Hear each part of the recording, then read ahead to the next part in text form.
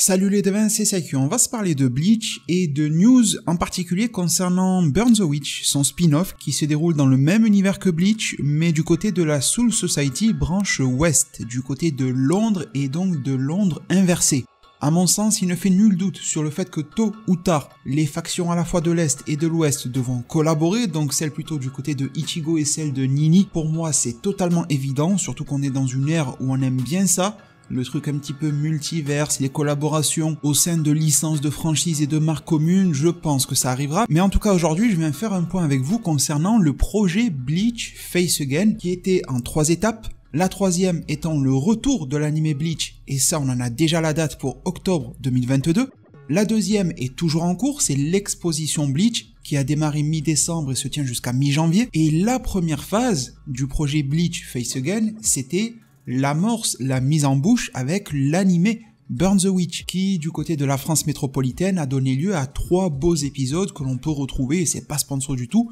sur la plateforme ADN par exemple. Et donc concernant Burn the Witch, il y a de nombreuses années nous avions eu un one-shot, un petit peu à l'effigie du one-shot Bleach sur l'arc Enfer, on ne savait pas si ça mènerait à quelque chose d'autre ou non. Le projet Bleach Face Again est venu matérialiser et poursuivre l'univers Burn the Witch et nous en a apporté ces fameux épisodes. Conjointement, le magazine Weekly Shonen Jump avait aussi publié le manga durant quelques semaines Burn the Witch, et à son terme, on y comprenait que l'histoire était totalement ouverte et qu'une suite pouvait arriver, mais surtout, au-delà de nos propres théories, de manière très officielle, il était inscrit noir sur blanc qu'une saison 2 était en préparation et qu'elle arrivait. On s'était aussi rendu compte qu'en France, le tome qui nous était parvenu était numéroté tome 1, même au Japon d'ailleurs, de la version reliée de Burn the Witch, et à ma connaissance, un éditeur ne se permet pas de numéroter un tome s'il n'y a pas de suite qui arrivera ou qui peut potentiellement arriver derrière. Dans le cas d'un one-shot qui se suffit totalement à lui-même, on ne numérote tout simplement pas le tome, ça ne sert à rien. Alors même si le terme de saison pour une version manga, on a plus l'habitude de dire saison pour un animé, peu importe les termes utilisés, ils sont quand même concrets et clairs, une saison 2, une suite nous est promise,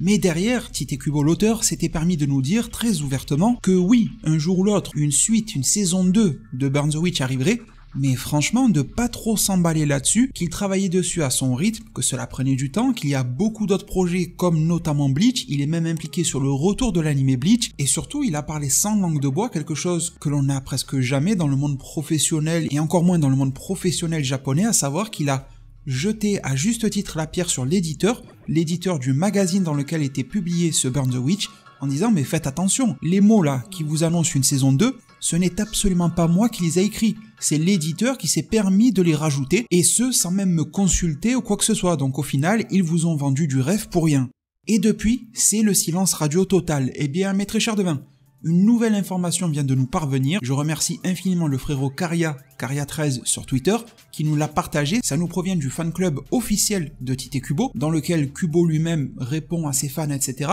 et là, c'est via un mail envoyé par ce fan club à l'un de ses utilisateurs que l'on apprend que les ayants droit se réjouissent que l'on accueille chaleureusement leur projet et se permettent ensuite de nous faire un point, une mise à jour des informations Bleach et Burn the Witch en nous disant que le trailer et l'annonce a été faite pour l'anime Bleach lors de la Jump Festa 2022 avec une date pour octobre et donc d'être très attentif concernant Bleach cette année. Mais ils terminent leur phrase en nous disant « Nous annoncerons également de nouvelles informations sur Burn the Witch, alors continuez à nous soutenir. Voici, nous disent-ils, les informations mises fraîchement à jour. » Donc si tout comme moi vous faisiez partie des personnes qui se réjouissent énormément du retour de Bleach, qui se questionnent aussi concernant son arc Enfer verra-t-il le jour ou non, mais aussi qui n'avaient pas oublié Burn the Witch et qui voulaient vraiment qu'une suite lui soit assurée, eh bien je pense que là ça a de quoi mettre un petit peu du baume au cœur, ça a de quoi rallumer un petit peu cette flamme-là. Parce que j'avais tendance à me dire que le projet pourrait rester stagnant,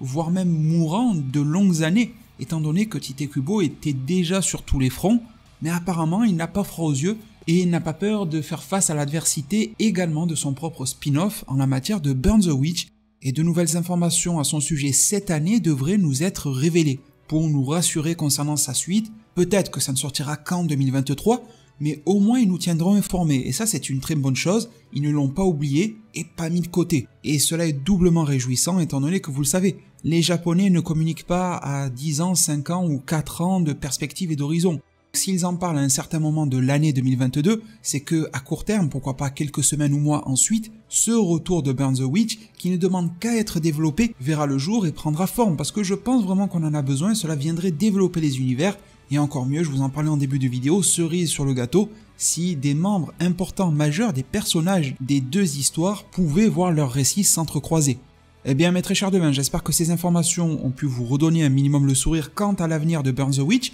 tout en se disant que Bleach semble être pour le moment bien géré, en tout cas le message envoyé par le trailer et le one-shot en fer était excellent. Pour ne pas rater et ne pas manquer les prochaines informations, n'hésitez pas à vous abonner, activer la cloche, à mettre un maximum de pouces bleus pour m'aider sur YouTube. Merci vraiment du fond du cœur pour tout cela, prenez tous extrêmement bien soin de votre futur, et à plus pour de prochains arts divinatoires.